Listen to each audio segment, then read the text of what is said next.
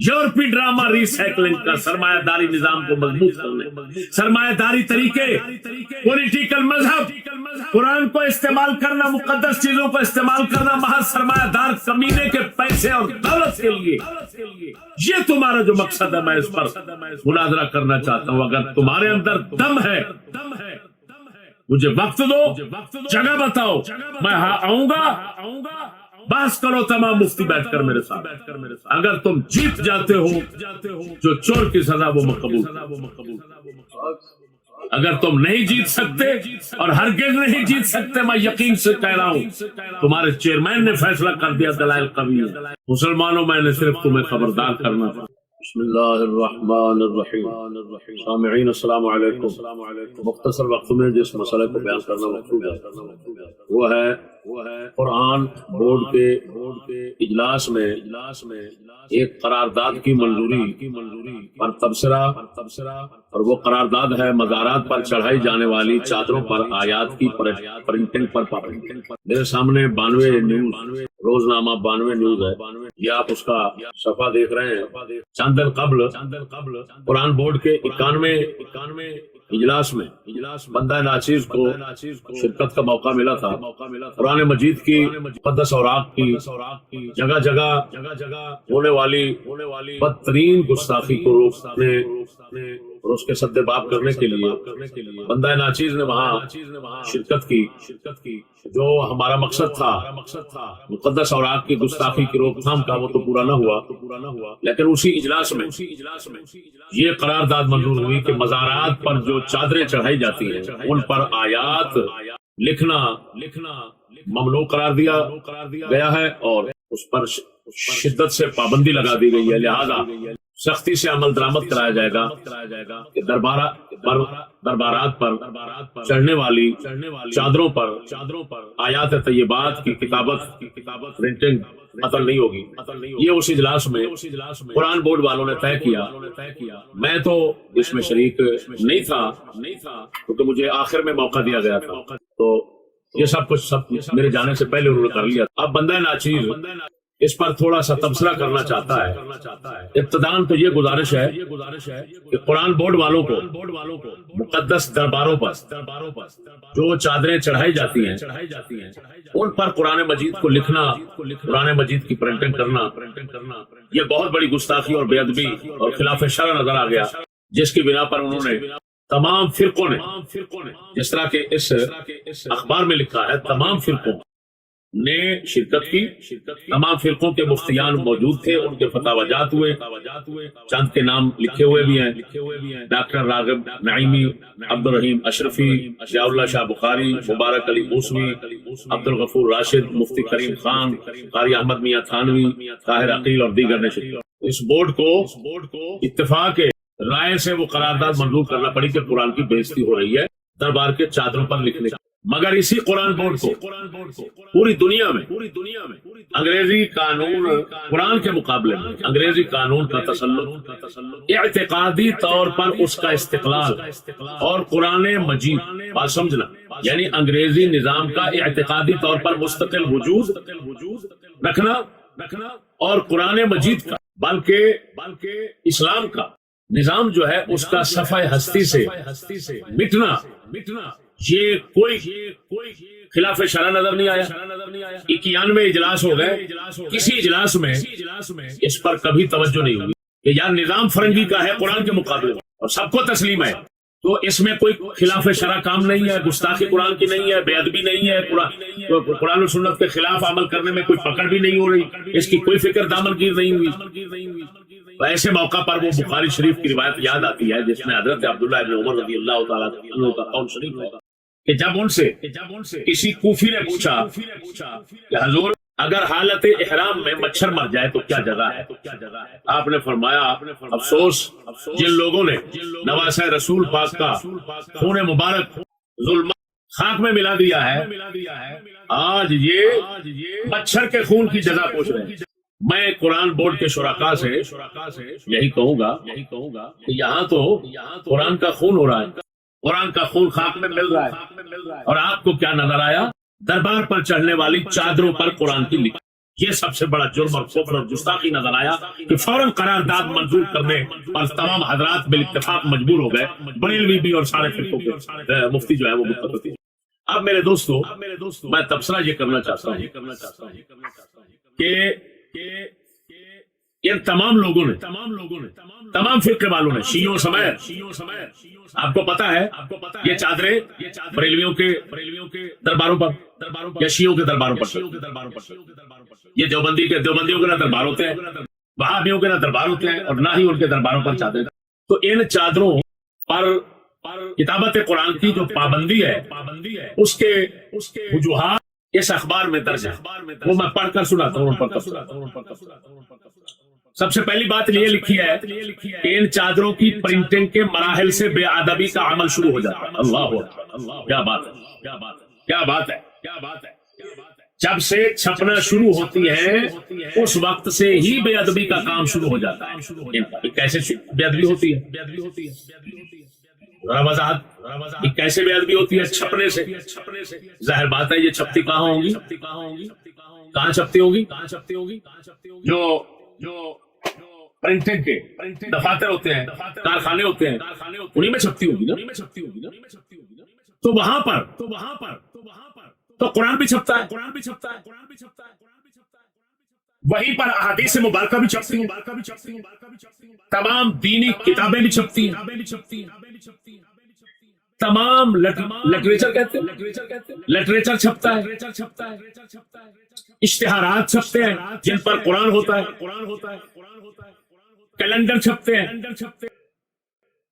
Sticker چھپتے ہیں، بازاروں میں ادھر ادھر جو بھی مقدس عبارت آپ دیکھتے ہیں۔ یہ سوال یہ ہے کہ چادروں کی گستاخی اور بے ادبی کا مرحلہ تو چھپنے سے ہی شروع ہو جاتا ہے، تو باقی چیزیں جو ہیں ان کی گستاخی اور بے ادبی کا مرحلہ بعین ہی اسی طرح گستاخی اور بے ادبی کو عمل تو بے نفس ہی وہی ہے، جو وہاں ہو رہا ہے بعین ہی ادھر ہو رہا ہے، وہ سب کچھ گستاخی نظر کیوں نہیں آئے؟ ان تمام چیزوں پر پابندی کیوں نہیں لگائی؟ ان کا مقصد یہی ہوگا کہ بے ادبی کا کام کیوں شروع ہو جاتا ہے کہ جی عملہ کام کرنے والا کارخانوں میں بے وضو ہوتا ہے، ناپاک ہاتھ ہوتے ہیں، نیچے رکھتے ہوں گے، احتیاط نہیں کرتے ہوں گے، جو احتیاط ادبی احتیاط ہونی چاہیے وہ نہیں کرتے ہوں گے، اٹھا کر پھینکتے ہوں گے، گاڑیوں میں ڈالتے ہوں گے۔ یہ تمام اعمال اگر بے ادبی ہے تو قرآن کے ساتھ کیوں نہیں؟ یہ تمام اعمال صرف چادروں کی بے ادبی جو ہے اس کو تو پیدا کر رہے ہیں، لیکن یہ تمام اعمال جو ہیں دیگر مقدس اوراق جو ہیں جن سب کا میں نے ذکر کچھ کر دیا ہے، ان کی بے ادبی کا سبب کیوں نہیں بنتے؟ معلوم ہوا ان لوگوں کا مقصد قرآن کی بے ادبی کو روکنا نہیں تھا۔ اگر بے ادبی روکنا ہوتا تو جس طرح مقدس آیات کی درباری چادروں پر پرنٹنگ کی مخالفت کی اور اس کے خلاف قرارداد منظور کی،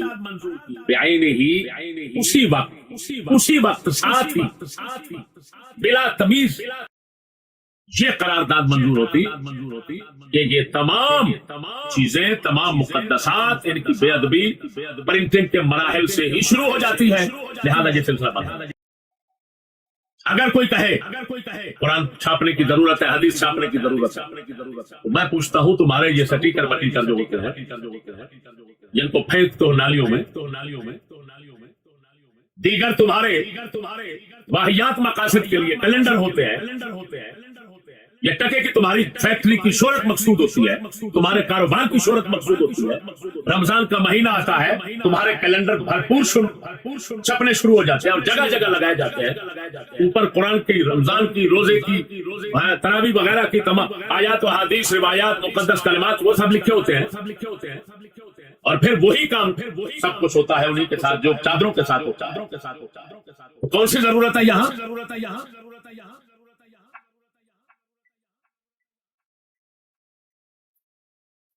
اس کے بعد لکھا ہے مزارات پر چڑھائی جانے والی چادروں کو لوگوں میں تقسیم کیا جاتا ہے. یہ بھی بہت بڑی بے ادبی ہے. لوگوں میں تقسیم کیا جاتا ہے. لوگ ان چادروں کو قبرستانوں میں اپنے بزرگوں کی قبروں پر چادریں چڑھاتے ہیں جو مٹی اور دھول میں مل جاتی ہیں. دیکھو میں ان سب سے پوچھتا ہوں اے مفتیو بتاؤ تو صحیح، اے نام نہاد مفتیو بتاؤ تو صحیح مجھے، یہ چادریں تقسیم ہوتی ہیں، لوگ اپنے باپ دادا اپنے رشتہ دار عزیز اقربا کی قبروں پہ ڈالتے ہیں، ان کو مٹی اور دھول لگتی ہے. تو سب سے پہلے مجھے یہ بتاؤ کہ جب فقہ حنفی میں سب سے اولا احسن طریقہ مقدس اوراق قرآن مجید کے محفوظ کرنے کا تدفین بتایا گیا ہے، تو جب دفن کریں گے مٹی پڑے گی کہ نہیں پڑے گی، دھول پڑے گی کہ نہیں، وہ مٹی اور دھول پڑ رہی ہے، وہ احسن بتایا گیا ہے. اگر اس میں گستاخی ہوتی اس کو احسن قرار دیتے.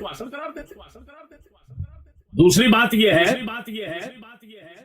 کہ تمام ملک پاکستان میں یا بیرون ممالک سڑکوں پہ آیات، دکانوں پہ مقدس کلمات آیات. تمہارے پاکستان لاہور کراچی بڑے بڑے شہروں کے سڑکوں پہ اللہ تعالیٰ اور اللہ پاک کے رسول پاک جل شانہ صلی اللہ علیہ وسلم کے مقدس اسماء لکھے ہوتے ہیں. الرحیم جل جلالہ، الرحمن جل جلالہ سڑکوں پہ لکھا ہوتے ہیں کہ نہیں ہوتے؟ تمہارے دفاتر کے باہر لکھے ہوتے ہیں آیات، تمہارے ہائی کورٹ کے باہر لکھا ہوا ہے اعدلوا هو اقرب للتقوی، ہائی کورٹ کے سامنے لکھا ہوا ہے، تمہاری کورٹوں کے سامنے لکھا ہوتا ہے. قرآن نہیں ہے یہ کیا؟ اس پر دھول نہیں پڑتی؟ دھول بھی کون سی پڑتی ہے، مٹی کون سی پڑتی ہے؟ سڑکوں سے اڑنے والی پلیت مٹی جو گٹروں کے پانی غلاستوں سے پیدا ہوتی ہے، ادھر ادھر گندی جگہوں سے اٹھتی ہے، اندھیری طوفان کسی ہوا کے ذریعے اٹھتی ہے، اور پھر یہ تمہارا کلمہ چوک ہے لاہور، وہاں پر اس کا نام ہی کلمہ چوک ہے، اس پر کلمہ لکھا ہوا ہے، اس پر کوئی دھول نہیں پڑ رہا.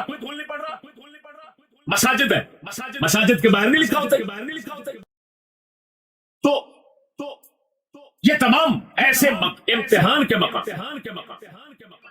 یعنی جن مقامات پر لکھی ہوئی عبارت کی کوئی خاصی تعظیم نہیں ہوتی،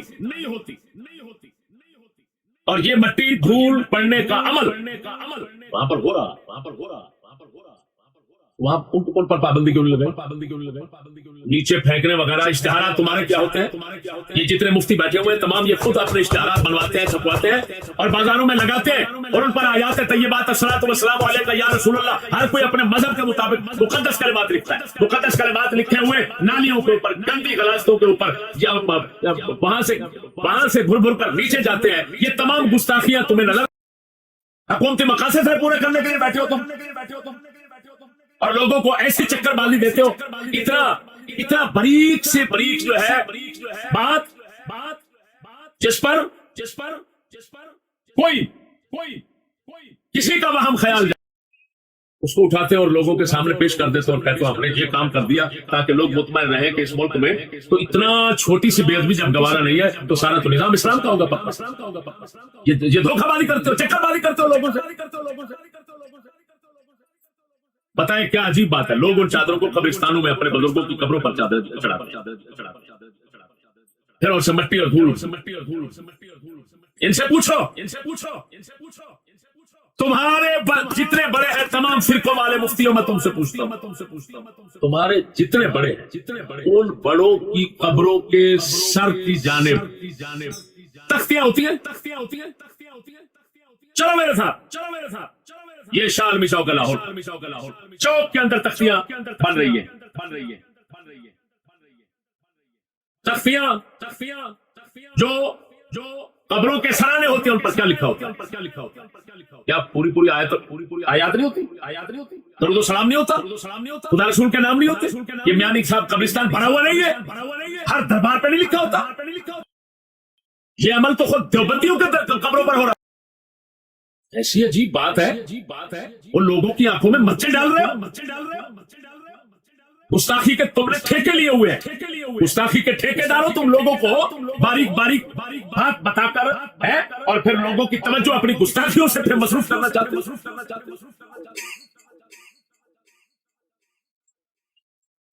بتاؤ تم نے پابندی کیوں نہیں لگائی تختیاں لکھنے پر؟ اور یہ تختیوں کا عمل کب سے جاری ہے مجھے یہ بھی بتاؤ پھر۔ ہم تمہارے جیسے چند جاہلوں کے فتووں سے اپنے اسلاف کو مجرم اور گستاخ نہیں ثابت کر سکتے۔ یہ تختیاں لکھنا، سرانوں پر لگنا، یہ صدیوں سے جاری ہے مسلمانوں۔ بابا فرید صدیوں سے، بابا کون سے بزرگوں کے سامنے یہ عمل ہوتا رہا، وہ خود کرواتے رہے، سب گستاخ کرواتے رہے۔ اور دیکھیں پھر دوستو آگے کیا لکھا ہوا ہے، انسانوں اور جانوروں کے پاؤں کے نیچے آتی ہے۔ یہ تم جو قرآن جو حدیث کے ساتھ جو کچھ کر رہے ہو، یہ تم میں ادھر آ کر تمہیں میں نے تمہارے بورڈ میں رکھ کر دکھایا تھا قرآن مجید کا حال، جب پخانے غلاظت پیشاب کے اندر ملوث تھا، اور جس کو تم نے دیکھنا گوارا نہیں کیا تھا تمام بورڈ نے، میں اپنے دوسرے پہلے کلپ میں اس کو بیان کر لیتا ہوں، دیکھنا بھی گوارا نہیں کیا تھا۔ میں نے ادھر تمہارے ادب کا حال دیکھ لیا، تمہارے ماتھے پہ تیور نہیں آیا، ذرا پریشانی کے آثار نمایاں نہیں تھے، بلکہ تمہارے بورڈ کی ایک عہدیدار میڈم بیٹھی ہوئی تھی، ہم نے اپنی آنکھوں سے دیکھا، جب ہم نے قرآن پیش کیا تو وہ اپنے ہاتھ ایسے مارنے لگی، بدبو آ رہی، شرم نہیں۔ انسانوں اور جانور لوگ طرح طرح سے، یہ اگلی وجہ ہے، لوگ طرح طرح سے اس کا غیر اخلاقی اور غیر شرعی استعمال کرتے ہوئے، طرح سے۔ کیا تمہیں شرم نہیں آتی؟ کیا مقدس کاغذات کے ساتھ ایسا نہیں ہوتا؟ جتنے اوراق قرآن حدیث وغیرہ کے ہیں یہ کہاں بکتے ہیں؟ کباڑ خانے میں۔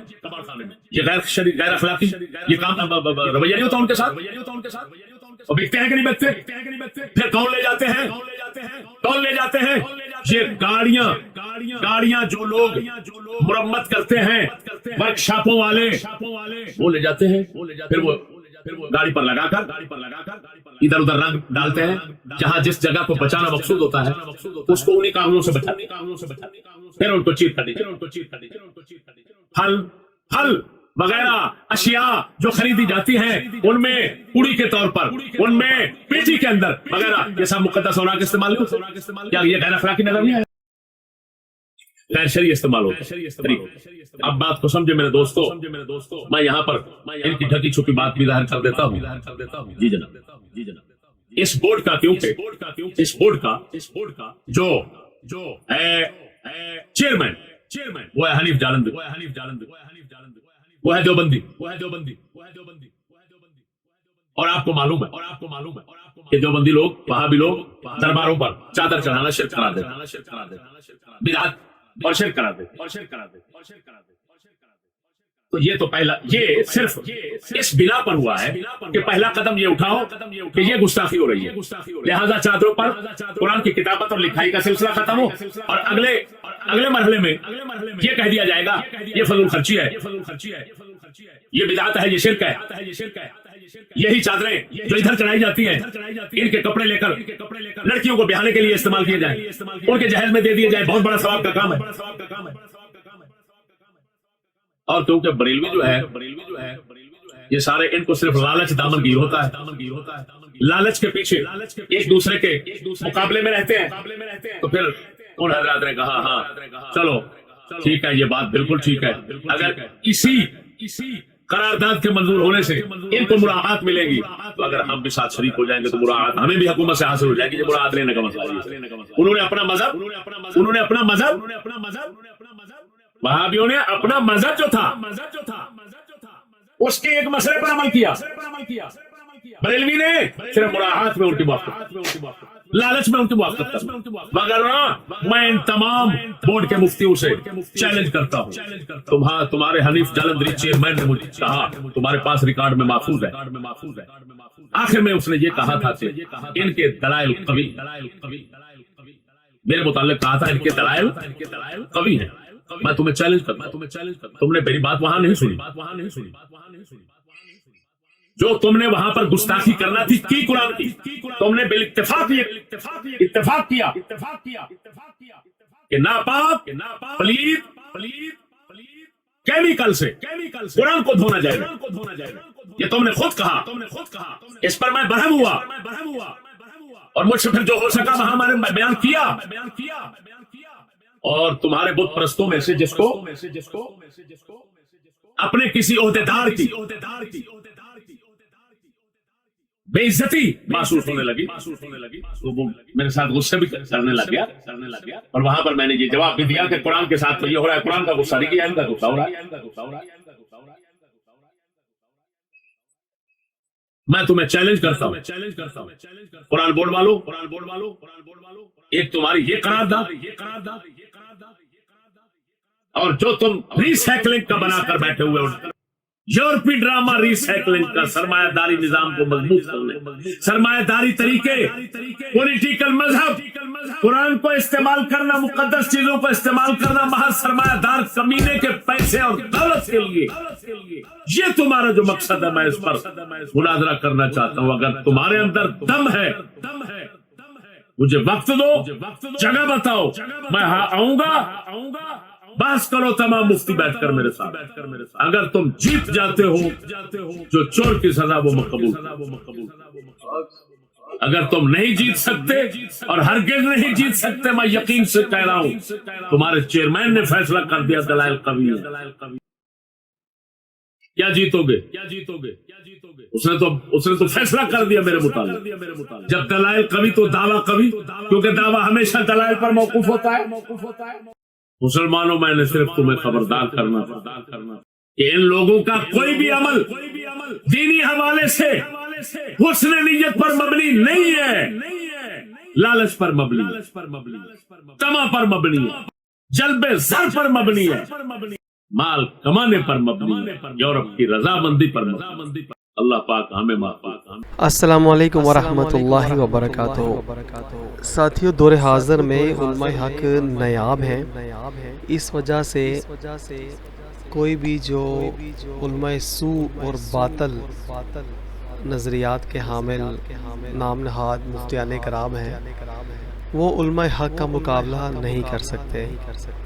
اور یہی وجہ ہے کہ اللہ تعالیٰ نے ان کو ایک ایسا ملکہ عطا فرما رکھا ہے کہ علماء حق بانگے دوہل حق کے پرچار کرتے ہیں، مگر اللہ تعالیٰ کا خاص کرم ہونے کی وجہ سے کوئی بھی باطل ان کے مقابلے میں آنے کا سوچ بھی نہیں سکتا. مگر حیرت اس بات پہ ہے کہ پوری قوم نام نہاد مفتیان کرام کے پیچھے اپنا ایمان، اپنی سوچ فکر اور اپنی دینی اہمیت ہر لحاظ سے برباد کرتی چلی جا رہی ہے. اگر حقیقت اور دل کی نگاہوں سے اور عقل کی گھتیاں کھول کر کے یہ معاملہ پیش نظر رکھ کے سوچا جائے، سنا جائے، غور و فکر کیا جائے تو انتہائی آسانی کے ساتھ یہ بات سمجھ میں آ جائے گی کہ دور حاضر کے جتنے بھی نام نہاد علماء ہیں وہ کس طرح سے قوم کو گمراہ کر رہے ہیں. پورے ملک میں کفر کا نظام چل رہا ہے، مگر اسلام کے ان حصوں کو جس سے یہود و نصارہ راضی ہیں وہ صرف تشہیر کرتے ہیں، پرچار کرتے ہیں اور گفتگو موضوع سخن بنا کر اسے بند کر دیتے ہیں. مفتی عرب و عجم فضل احمد چشتی امام الغیرت آپ نے بانگے دوہل اس حقیقت کو پوری قوم کے سامنے رکھ دیا کہ سب سے بڑی چیز اللہ تعالیٰ کے احکامات اور شریعت مصطفیٰ صلی اللہ علیہ وآلہ وسلم کی پاسداری ہے اور باقی سب کچھ بعد میں ہے.